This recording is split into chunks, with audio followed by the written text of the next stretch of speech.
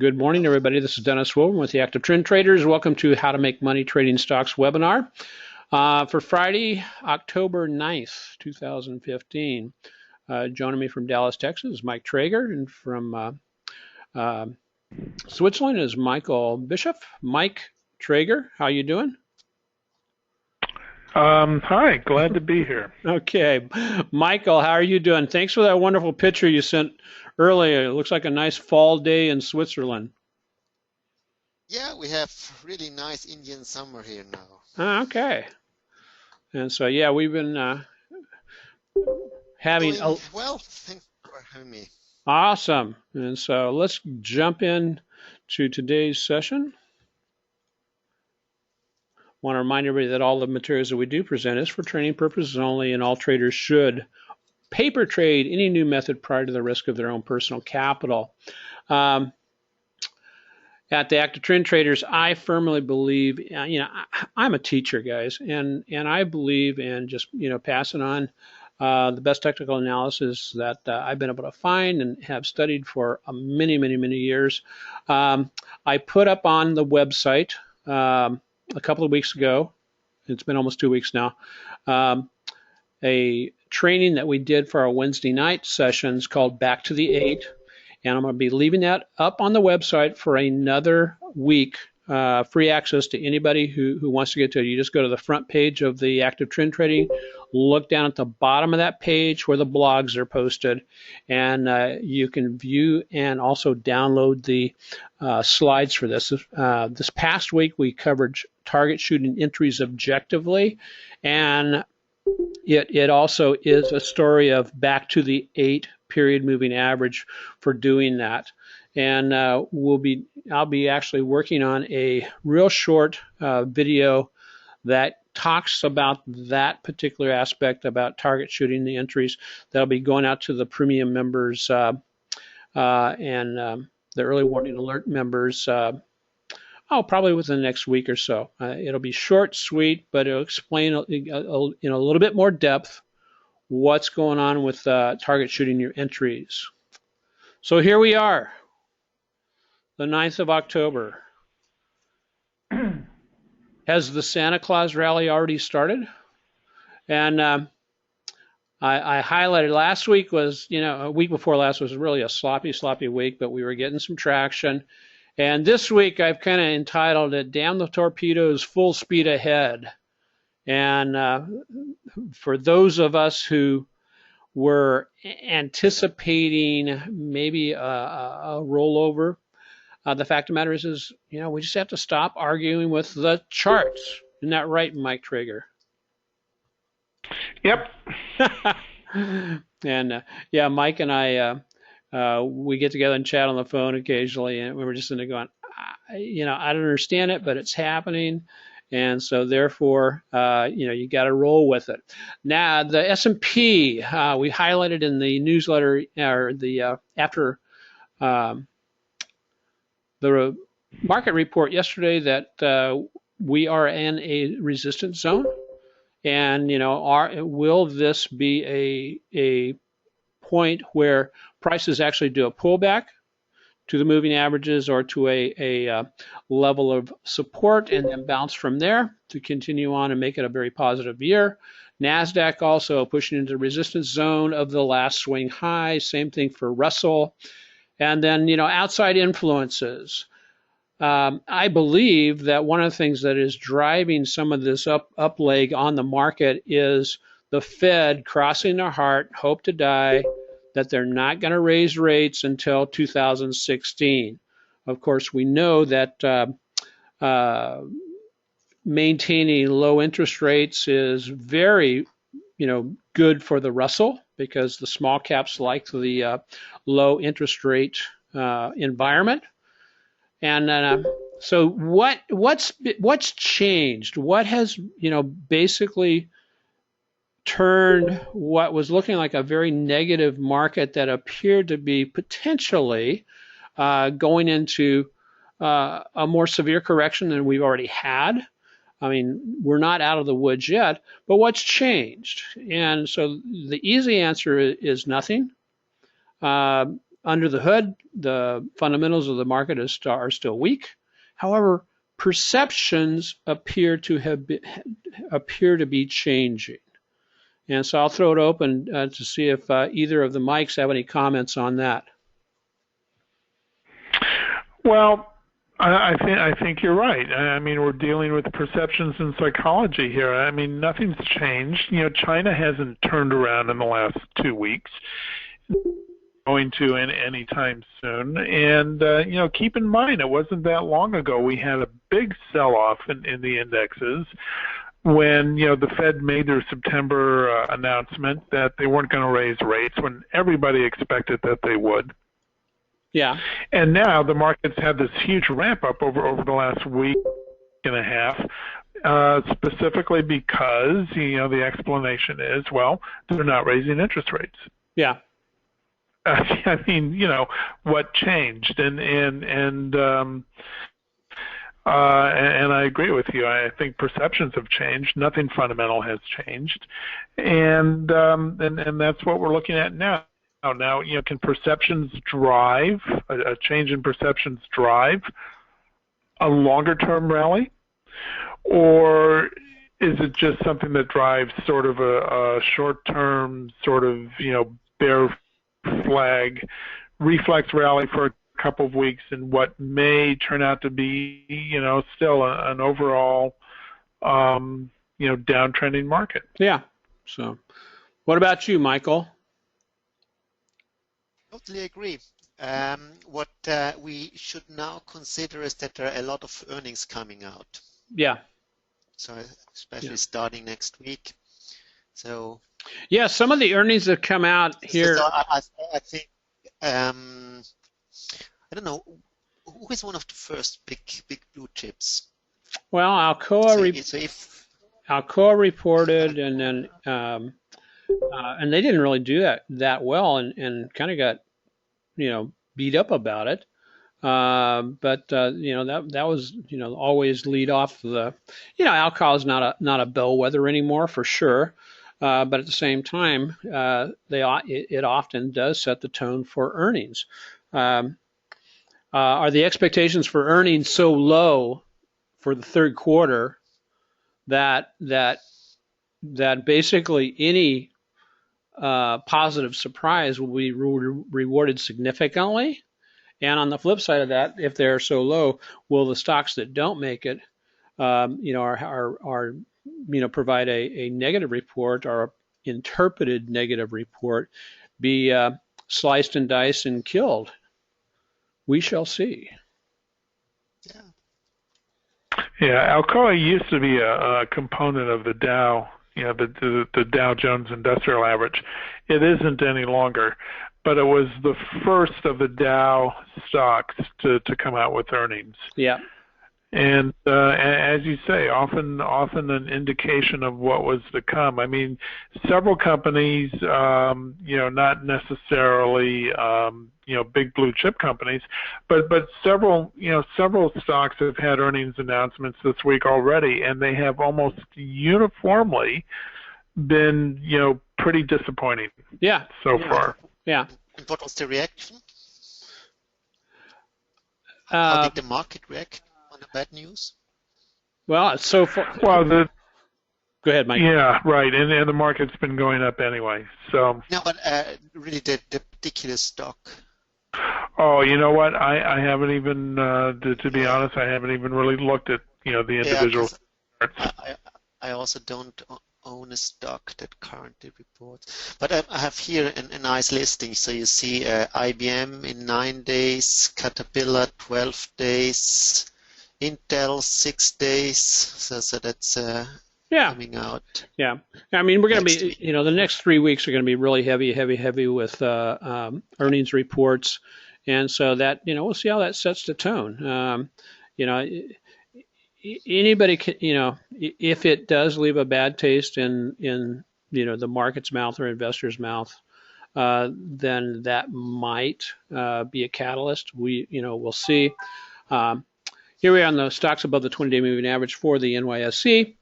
Last week, here's where we were. We were down here at the bottom last week. And where are we today? Well, We are all the way back up here. Now, typically, rallies of this one magnitude and rapidity, basically, yeah, you'll get a really great tradable rally up really high, but then all of a sudden, these steep ascents are oftentimes are followed by steep descents. And I could see this, that kind of thing happening here. But this is the first time the last couple of months, the percentage of stocks above their 20-day moving average has moved up above 70. Typically, 80 is in a normal market is the number where it will get up there and park, and then roll over from there. But what's very interesting is, and we talked about this at past webinars, that because on so many stocks, the 20-day moving average is below the 200-day moving average, it is a much lower bar than what it used to be, because so many of the stocks in the indexes are, in fact, in a sustained downtrend. And I wanted to just flip up here really quick. I hope I have it up. I do. Okay. This is a weekly chart, and this is also the website where I pick up the chart of percentage of stocks above their 20-day is barchart.com. And here is a live weekly chart. And one of the things I want to bring out, and Mike Traeger, please jump in here, is even though the percentage of stocks above their 20 is, at an elevated rate, percentage up about 75. Look what's going on here. This has hardly budged. I mean, we went from, slightly about 22, finished last week at about, let's say 28, and right now we're sitting at about 35. And so in a correcting market, as we saw back here in 2011, this particular indicator can, in fact, get down in and live down here for a while as the stock is trying to, put in its bottom.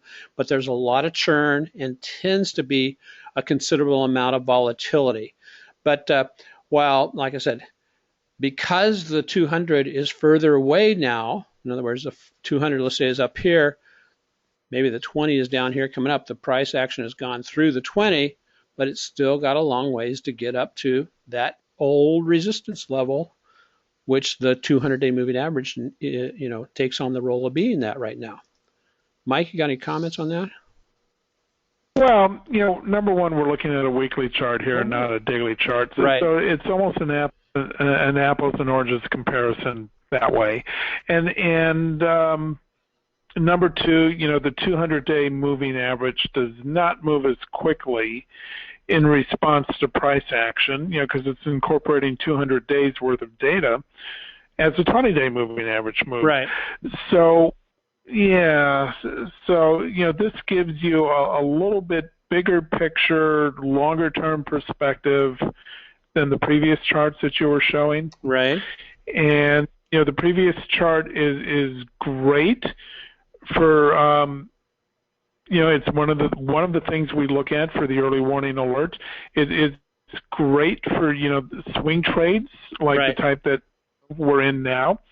The chart you're currently showing, the weekly chart and the 200-day moving average, right. This is a longer-term thing.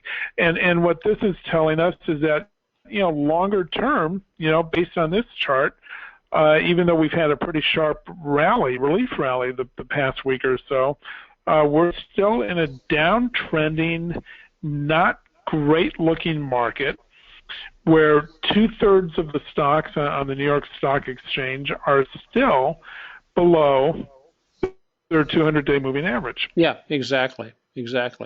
So basically, the daily chart that we're looking at, that's a little bit shorter term. Yeah, that may in fact give us some particular triggers for swing trades and all that kind of stuff.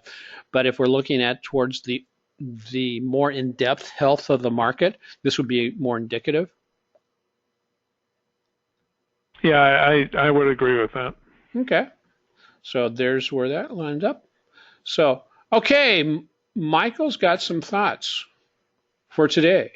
And next week, you're going to be talking about, there will be no webinar next week. Matter of fact, there won't be one for the next 2 weeks. I will tape something and get it onto the website. I will be on airplanes next Friday and the Friday after that. And so I will get something out to everybody, but it'll be basically on via a recording.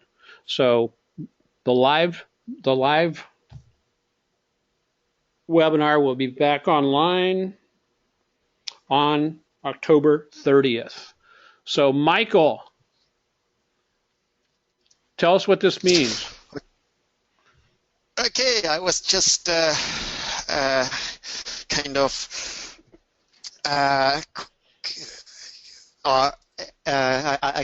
got again annoyed with some spam I got, and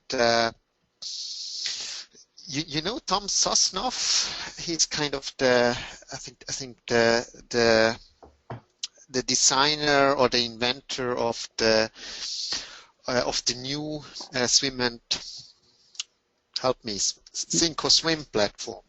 I don't know if Tom's still involved with Thinkorswim or not. He may be. I don't think so. Tom, excuse me for interrupting. Tom Sosnoff is not in any way, shape, or form currently involved with Thinkorswim.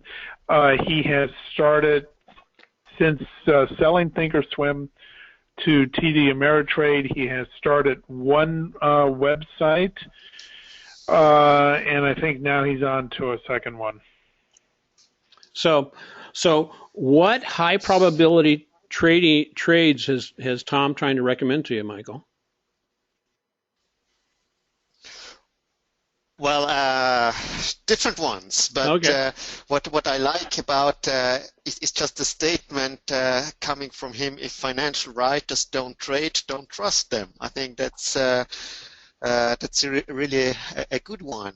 And another one: if you want to get invited to financial talk shows, predict a crash or a topic nobody is familiar with. I mean, Jim Rogers, Mark Farber, etc. They're all very good at this. And what's also quite astonishing, I heard that in a bad stock market year, a typical retail financial newsletter services loses 50% of their memberships. Wow. Okay. So people just get frustrated, and then, of course, the crash was then not predicted or not correctly predicted by the newsletter services, and so they quit. And I get that spammed by a guy. He claims to be, I think, formerly Morgan Stanley trader or whatever, and he runs a monitored account, and that's the blue line. The green line is the S&P. The blue line is his line. No. And I mean, you see the performance. It's just he's just underperforming year after year, and this with thousands of trades. And he has titles like the strategy that made me 100,000 profits in 6 weeks, or how I became a consistently profitable trader and investor. And the best one I found, the star, you misplaced the little star, Dennis. So because I was really, I think in July. He correctly predicted a 10 to 15% correction. Okay. But his portfolio just after the recommendation lost, I think, about exactly this 10 or 15%. Wow. So he even he seems not to believe in his own predictions. Yeah. Was that star supposed to be here? No, I think really. Yeah. It was just, hey, Michael. It was just about June, I think. Okay, it was. Oh, okay, I see. Yeah, it was a cut. Basically, I just cut and pasted what you provided. So that's how it came out on your slide you sent to me. Yeah, So yeah, no. I want to know about this one here. Yeah, I think there are a lot of studies there. What I have heard so far that Twitter is really, or analyzing Twitter is really good for a momentum, kind of if suddenly Apple is in the headlines or not. And I think most headlines are negative. Ah, So it's maybe a good indicator for some problems. I guess Volkswagen, for instance, the Twitter messages just exploded. yeah. But I wouldn't rate this too high. You know, it's really interesting. Yeah, Elon Musk likes to send out a lot of Twitter posts or Twitters, and believe it or not, sometimes his Twitter post can actually drive Tesla's price. You know, the price action of Tesla, which is very interesting.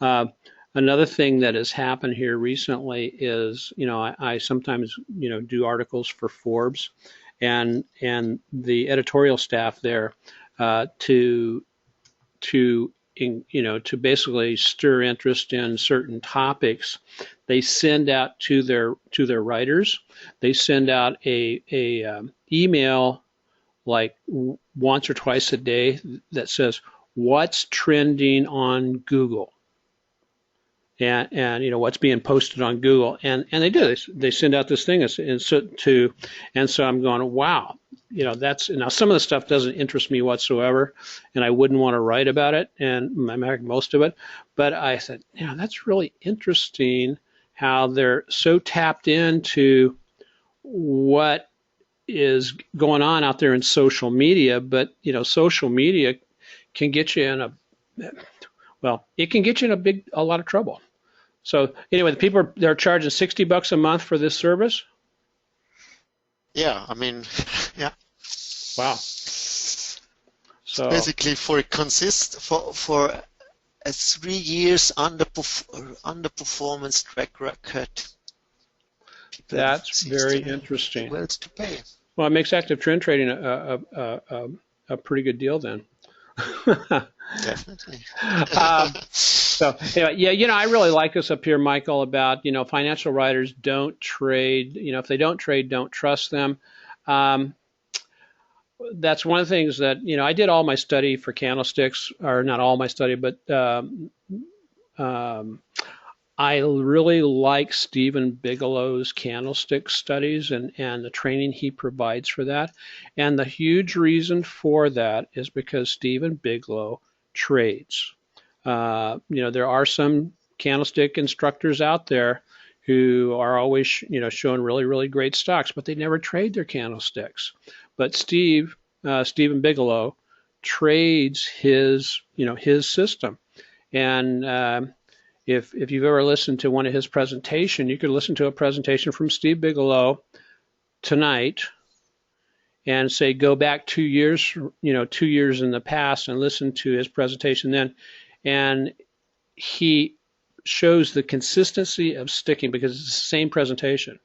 And he consistently presents, and he also consistently trades his system. So, you know, my kudos to Steve Bigelow. Mike Traeger, you got any comments? Well, you know, you and I have been following Bigelow now for quite a while, and the other comment is that he does have his system. He doesn't, you know, move away from it, and he applies it in different time frames. Yep. Yep. Even for, you know, intraday trading of futures. And so, okay. So, Michael, now you've been given some grace. You have, you know, two more Fridays, or 2 Fridays to get ready to present on Robo Advisors. Okay. Yeah, maybe a couple of things can happen in between. So maybe I'm sure the test gets now more and more mature. Yes. And so, okay, Michael, thanks. And how are things over there in in Switzerland, because you're in Zurich, right? Yeah. And so Indian summer, your Indian summer, how warm does it get? Um, Not really warm, so maybe Okay, 10 like to 15 degrees. I don't know what's that in Fahrenheit. what is that, 65 degrees or so Fahrenheit? Yeah, could be. Yeah. Okay, there's any engineers? And public elections are next week. Okay.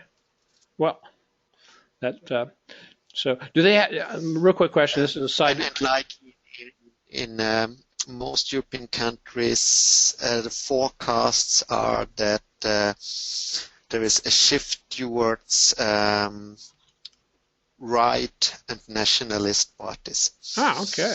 Maybe I'll come live in Switzerland. Anyway, you know, do you have voter IDs there with a picture on it? Like, do you have to show something in order to vote? Well, actually, I'm Austrian, so I'm not really the expert.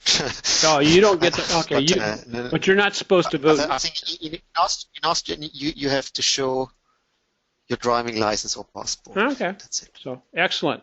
Well, let's see what the market's doing, guys. We're going to get ready to go to the charts here shortly. As of 9 o'clock this morning, as we can see in the past week, here's where the market was last week. It was looking kind of dire. And I find it very interesting. Almost each one of the up about 5% from where it was last week. Dow's up, it's still down for the year, or down for the year 4%, but it's up from where it was last week, which when it was down 9. Same thing on the S&P, same thing on the Russell, same thing, or correction, on the Nasdaq, and same thing on the Russell. I find it that in this last little bounce, the Russell has actually been a little bit more energetic, which coincides to what we were talking about a couple of weeks ago, and also last week, where if the Fed is going to delay until 2016, that might benefit the Russell more than the other indexes, as far as especially if you like to trade the index ETFs. So let's go over here and let's look at some charts. Here's the S&P. Talked about this earlier this week. I drew this resistance zone box in here on Monday of this week, and I said, here's Monday, Tuesday, Wednesday, Thursday, Friday. Okay, I drew this in here on Monday, and I said, okay, we are approaching this resistance box that basically encompasses this shooting star from September 17th. And sure enough, it looked like we were going to turn down at it on Tuesday, but the last 2 days have pushed higher. The S&P was up 7 out of 8 days since it made this bottom here, and today it has touched the 100-day moving average almost, and then it basically has gotten to the top of the resistance zone, and now appears to be at least digesting some of its gains. The question we don't have, we don't know at this particular point is what kind of a move will it make from here? Will it basically make a move back down to, a level of support formed by the moving averages, and then a rebound into the end of the year? That could be one of the ways it does it. Or we could be looking at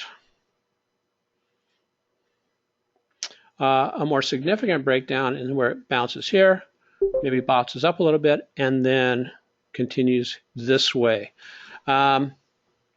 Because we now have a very well-defined trading range, and so it would not surprise me, because the index itself has had the characteristics this year of trading within a defined trading range for several weeks, and also across several months. And so that could be one of the scenarios. what are we seeing over here? We got the bearish cross of the 8 dropping 8 on this weekly chart, 8-week dropping below the 20-week, and the 8 of course dropped below the 40-week, which corresponds with the 200-day moving average. It corresponds to this area back up here. And now it's going back up to this resistance zone and touching and falling back down. Because it appears this week may close above the 8-week moving average, that may be an indication that there is some, if we get a retest back there, that there is some potential additional upside. But we'll have, time will tell on that. You see anything, Mike or Michael, on this particular chart you want to highlight? Well, the one comment I would make, if we look at the weekly chart, we can see how today, actually yesterday and today, we've come back and kind of touched the 20-week moving average. Yep. Which is, pretty much approximately the same as a 100-day moving average, which is where we've found a bit of resistance on the daily chart. Yes. And again, looking at the weekly chart, longer time frame, more influential, you go from an oversold condition, back to a falling, and bouncing back up to a falling moving average and finding resistance there. If you were drawing a Keltner channel on this chart, you would find that we've come back right to the middle of the Keltner channel on the weekly chart. Right. This is pretty normal stuff in a downtrend on any chart in terms of the bounces or the pullbacks that you get in a downtrending market, or vice versa. You would see the mirror image of that in an uptrending market, and we have seen that. And I think on the weekly chart, that for me is the way I want to interpret it at this point. Okay, you give us a little bit more room there to be able to see what's going on. So, yeah, I mean, the interpretation of the indicators. I agree also.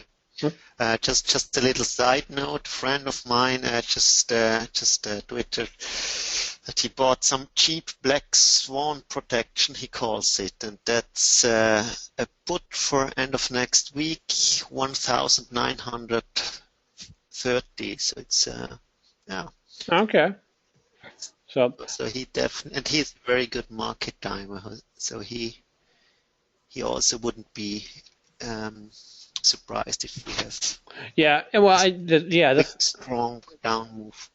And the thing I want to bring home to everybody is that because we have had this huge run here, if you're trading the SPY or the UPRO, one of the three time leveraged indexes for the S&P index, is that now is not the time to get long in a positive trade. It's basically just let this digest, let it regurgitate whatever it's going to do to drive back down to a level of support. Would I necessarily get into a bearish position right here? Probably not, even though it is a fairly low risk proposition for potential drive back down. And so, because like Mike Traeger said, we pulled back up here to the 40-week moving average, and basically that's as far as it's gotten. And the damage that's been done from here down to here, that's significant damage, more damage than has been done to the indices than has happened over the last several years. And so it's going to take a while to work this off. The big question, we're all, asking ourselves, okay, well, are we going to drop from here, take out this low, and then continue lower? We don't know. Right now, it seems like there's a lot of enthusiasm going into the market, and we shall see. One thing that's very interesting about the NASDAQ here, this is NASDAQ 100. It did not get down as low when it did this retest as the other markets. And I think, part of the reason this overshot dramatically, this was, very, very, very overdone. So it puts in a higher low and now is on its way back up. But look where it's running into issues on the daily chart, right there at the 200, the 100, and it is now resting just above the 50. Can this turn back around and just slice back down through here? Anything that happens in the world over the weekend could in fact drive that situation. Here we are on the weekly. We had a hammer from last week, and we are basically getting a confirmation of the hammer. Where might it go? It's just about reached its maximum extent as far as driving into old resistance areas. And so the progress from here appears to be slowing. It just seems like what had been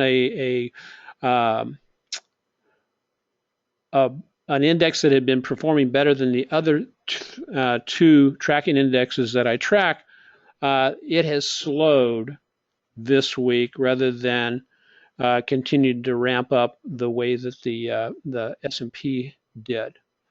And so comments, guy, and I will just highlight one thing for you, is even though this week is an up week, look what's happened to the momentum on the NASDAQ. The NASDAQ momentum for the week is in fact down. And so, and this, cross here of the TSI on the weekly has slowed. Comments, Mike? Have you been paying, and to be honest, I've only been paying sporadic attention myself, but have you been paying attention to volume on this rally the last week or 10 days? Yeah, a little bit, yes. It has not, it's been at average to sometimes slightly above average, but nothing dramatic, especially like on the NASDAQ. Yeah, well, and I noticed yesterday. We had a pretty good update yesterday once the Fed minutes came out, but the volume was really weak, and so now again, as we have in the past, we're dealing with an almost V-shaped price recovery off of a temporary oversold condition with fairly non-remarkable volume, and we know that over the intermediate term a lot of those situations don't tend to hold up very well. Yeah, and it's the same way on some of the stocks that have rallied with this rally. I've been noticing on those there. This has been a wedge up in weaker volume, which don't have to, but they tend to end poorly. Let's see here. Okay, let's go over the Russell.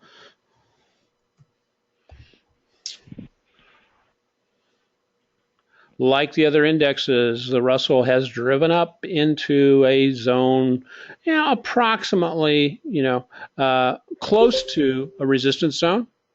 And even though, and just to want to clarify, even though the resistance zone is down here at it's probably started about 1160 up to the top of this shooting star here, and certainly at the bottom of the shooting star, prices can drive up towards a resistance zone or towards a support zone if it on bounces. Doesn't necessarily have to make it into it for that area of resistance and or support to start having an effect on prices. And so what we're seeing is, we pushed above the 50 yesterday, and now we're getting some nice stalling. Not a big range candle today. Same thing over here. We're basically right up at the resistance that's identified by this line here, this trend line that connected the this high with this high back here, and so we're there. And you would think, okay, that's the point where you would anticipate the market reversing if it's going to reverse. Now, one of the things we never know is, okay, how big is the reversal going to be? Is it going to be back down here to the moving averages and then a rebound up? that's why we want to choose our points, like at the moving averages, to define where we might want to take a trade, because it could bounce up, it could basically slice through those like butter and come back down here, or stop midway.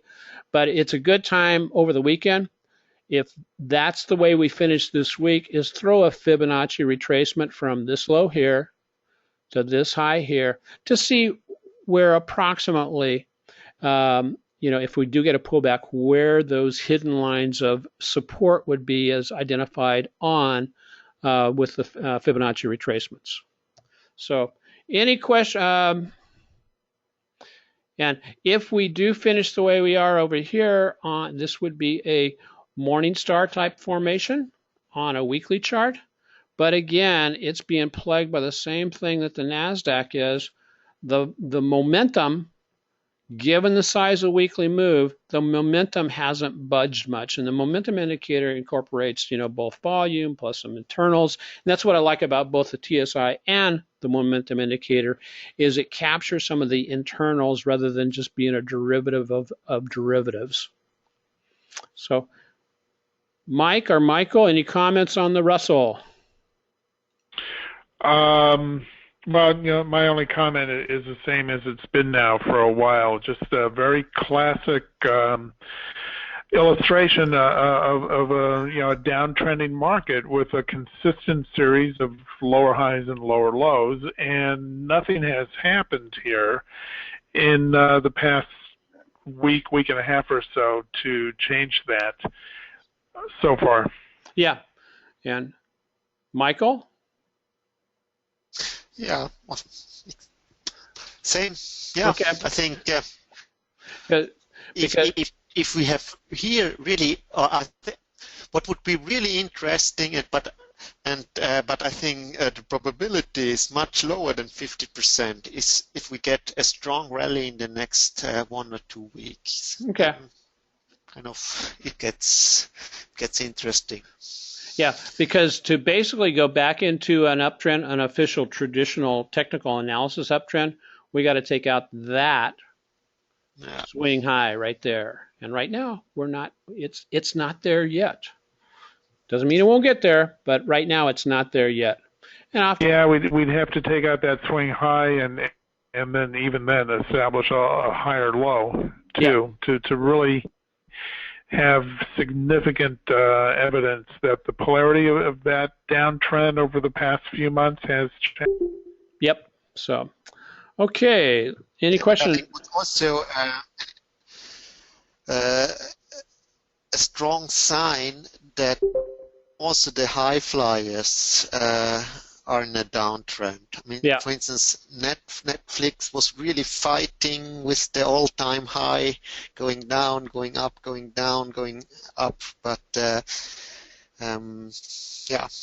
and many other stocks too. So I think currently it's the big blue chips that are in a short uptrend, and if this uptrend is stopped, then things don't look good anywhere. Yeah. Well, the thing about it is just to remember for these charts is there's some positives, there's some negatives. Longer term, it is still in a downtrend, but it is showing some shorter term strength. But on each one of them, they are not at a position where I would want to get long the particular indexes at this point. I would want to have it come off of a proper buy point. So let's continue on, and we'll wrap the rest of the things up. Path of least resistance. I would say, a week ago, I was basically I wasn't all in, but I was saying probably the path of least resistance was that way. At this point, I'm kind of like maybe my anticipation is a path of least resistance maybe down, but who knows exactly? Maybe it's slightly changed. It is certainly at this time, and it may be. I could even make a better case for things just moving sideways from here within a trading range. So that's kind of where I'm at. And going this way, it would certainly not be like that, but it might be just a bias to the upside, which the market tends to have if left to its own devices.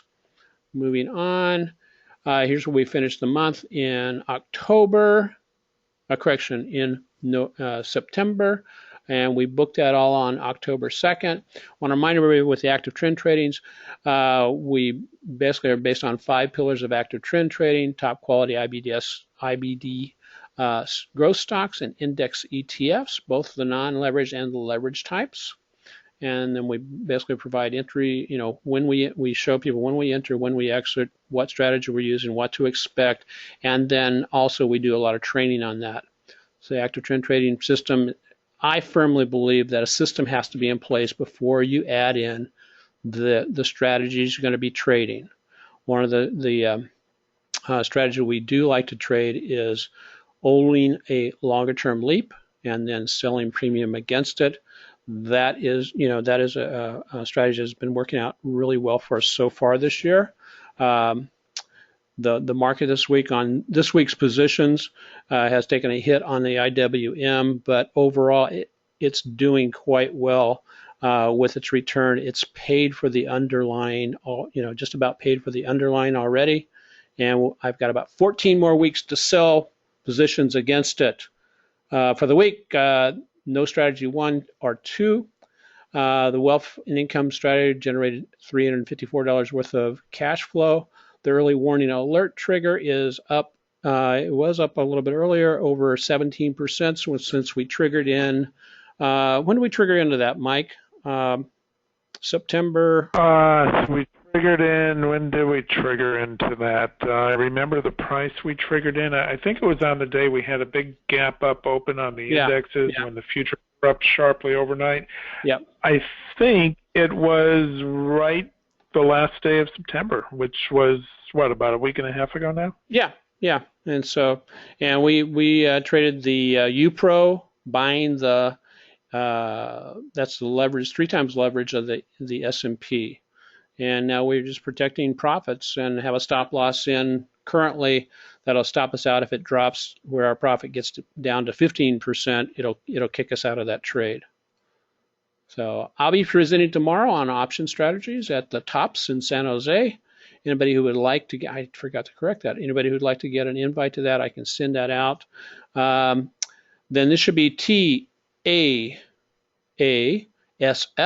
at Golden Gate University. I'll be doing a presentation on patterns for profits, and that stands for Technical Analysis Association of San Francisco. It's part of the master's program in technical analysis at Golden Gate University. So if you're tuning in and watching this via webinar or the recording, I do like to offer if you took the time from your day to spend to let us go through the market with you on the free update, I'd like to extend a discounted membership. And for the week, that's just about it. I will not see you next week. It will be 2 weeks from now. But have a great weekend. And I am ready to, Michael Bishop, thanks for joining us from Switzerland. Mike, thanks for joining us from Dallas, Texas. And so if you guys want to hang around, that's fine. If not, I'm going to look at some stocks with the guys. Okay, and I will talk to you later, Dennis. Okay. Yeah. Maybe Microsoft is an interesting one. Just Microsoft? Just to start with. Yeah. I think it will fall. So yes, Richard, I am going. That's where I am going. Yeah, doesn't Microsoft look a lot like the market? Yeah. I mean, does like the typical blue chip company. Yeah, when's it got earnings coming up? Earnings are the 10/22.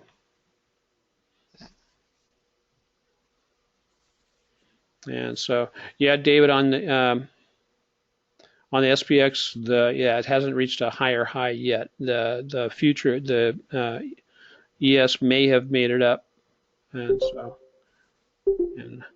Yeah, Richard, we'll be on Oahu for a week, and we go there to check on our house and also just enjoy time with the 2 grandchildren now. So yeah, Microsoft, Michael, I mean, it's done this little cup thing going on here, but it is right back up into a resistance zone. I haven't looked at Microsoft in a while. It's, Microsoft long time stopped being a growth stock, but I'm finding this is kind of interesting because if we take a look at Microsoft, and sometimes finding just a stock like Microsoft to trade, you're familiar with it, it's comfortable like a glove. Look at that. That's an 18% move over the last several weeks, and it's done a couple of those for the year. So, David, that'd be great. See you at Tops. Yeah. So, okay. What about a stock? Anybody want to look at? I will flash one up here. The one that I am trading. Tesla has been getting the snot beat out of it all week long, as you can see by this weekly candle here. However, it at some time, take a look at the 20-day moving average envelope. Typically, when it reaches that, it tends to provide a rebound. But I put out an order today to say, hey, I'm going to reduce my exposure on because I currently own a 2017 Leap, the 250. I got into the sell premium again. I got into 2 of them, but I said, you know what, this may have some more downside, so I reduce my exposure, but I'm going to hold on to one to continue selling premium against. And so I had those trades. I don't know if they've triggered yet or not to the downside. They may have to get me out of that position, but I figured, Tesla is a stock that provides a lot of really great patterns. And so we're just going to hold off and see if we can get back on the correct side of this one. I'll say we have a couple of. Hawk has been a wonderfully performing stock so far. This came onto our watch list. We started suggesting or looking at back in this area here, writing about it. And when it broke above the 8-day moving average and closed above it, that would have been one of your initial entries, or a pullback here and a move back above, another one, or just a retest anywhere in the on the 8-day over the last couple of days. It has done wonderfully. It was up 11%. However, it got up, did the breakout. Who sent me this one? Was it Susan? Okay, yeah, Susan. This, unfortunately, on Hawk is a reversal signal. If it maintains this and holds this through the end of the day, this is a shooting star type of reversal, and it's also a doji, so it's a shooting star doji. Here was the breakout at about 46-ish, and it got back above it and then has turned back down from it. The thing that I really like about Hawk, and I really hope to be able to get into it, is it does have this really good buying where people are basically acquiring the stock and accumulating the shares. And so now we just need a move back to the 8 for potential move, and that's where I'd be planning and waiting patiently for my entry. Unless something did show up on the intraday 1-hour chart. So that's what's going on with Hawk. If you're already into Hawk, it hasn't flashed a sell signal other than it is failing this breakout. So wouldn't hurt if you're already in it and you were in it from down here at 40, 41, somewhere like that. Not a darn thing wrong with just taking a little bit of profits off the table on it. CNT. I don't know what CNT is. What is CNT?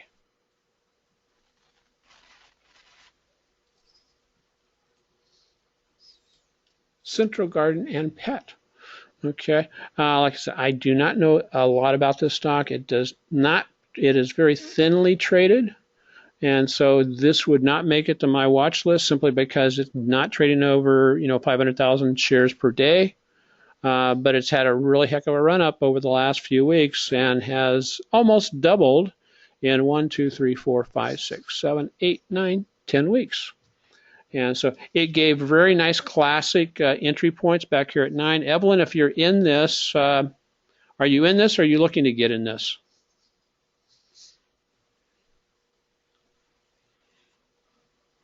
Okay. Yeah, I like I said, I don't like the volume profile. It's very thinly traded. Look at that. Its average, average volume on a daily basis is less than 200,000 shares.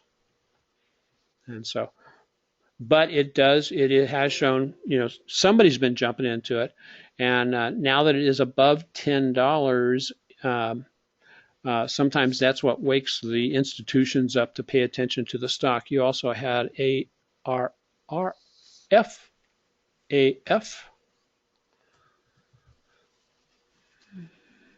First American Financial. Okay, a little bit better. Yeah, it's got an average volume above 800,000. It's come up doing a really nice bounce here. What is the magnitude of these moves? Okay, that's 6%. If it gets back all the way to here, you're looking at a 12% move. And so with this one, it is, this is kind of a classic, not quite a double bottom, but if it breaks back above the, you have a couple of opportunities. If it breaks back above 77, that could be a potential entry. But since you have a nice crossover now with the 8-day crossing above the 20, any return to the 8D could also be a trigger to get you in. And same thing over here. You're getting a nice little bounce up here. But the concern that I do have for this, you'd have to know where earnings are, which is here, is look at the fall off on volume. As this is pushed higher, the volume has actually gone down. That can tend to be an indicator that this upsurge won't last for very long, because the institutions, that low volume has shown that the institutions aren't coming in and buying this. CBI. Michael, you got any other stocks you want to take a look at? You hear me? Well, we looked at Microsoft. You got any others? No, I just saw now that VIX is going up. Oh, good. First time in this, about over 3%. Okay. Again, this is one of those, a lot of times folks don't pay attention to this. Okay. We had one spike in volume here, which would have been here when it was breaking out. It has moved, it has been a longer term downtrend. It had come up and made this high here, has pulled back down, and positives for this particular entity, higher low on a weekly chart, and we'll see what happens when it gets back up to this moving average, to this trend line, and will it hold the 50-day moving average, or if it breaks this, we would be watching to see what was going to transpire as it moves back down towards the 8-day moving average. The last few days up have been on, lower than average volume. And today, if this candlestick finishes down below the 50, that would be a dark cloud and would be a bearish candlestick reversal signal. But the thing about it is, it could be a bearish candlestick reversal signal, but with candlesticks, they can tell us where the reversal is going to be.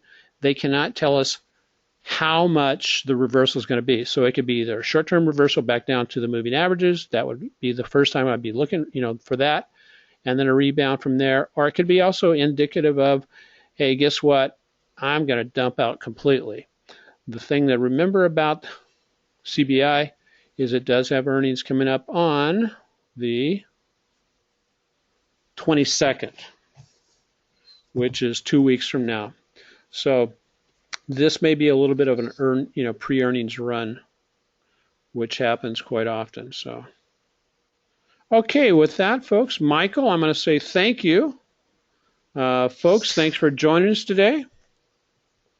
Go ahead, Mike. Thank you, and have a great weekend altogether. I will. Everybody have a wonderful weekend, and we will. I will post a recording up for next week and the week following, and then if you're in San Jose and are a member of TOPS, or even if you're not a member of TOPS, stop in and say hi as we talk about selling